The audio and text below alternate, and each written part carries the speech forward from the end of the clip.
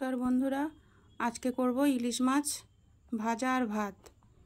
ইলিশ মাছগুলোকে ভালো করে কেটে ধুয়ে পরিষ্কার করে নিয়েছি। এবারে নুন, হলুদ আর লঙ্কা দিয়ে ভালো করে মেখে নিলাম।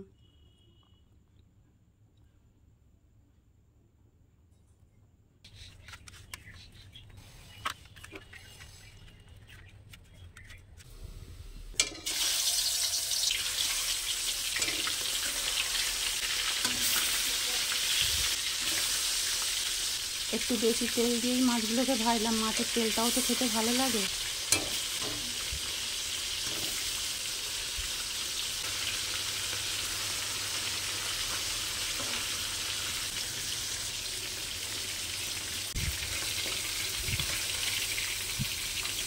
মাছগুলোকে ভেজে তুলে নিলাম।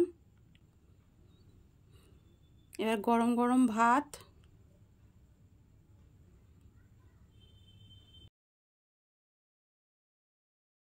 সঙ্গে ইলিশ মাছ ভাজা, মাছের তেল,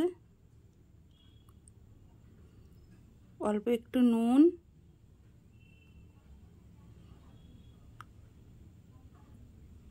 একটা কাঁচা লঙ্কা, ব্যাস আর কি চাই? খাওয়া দাওয়া জমে যাবে।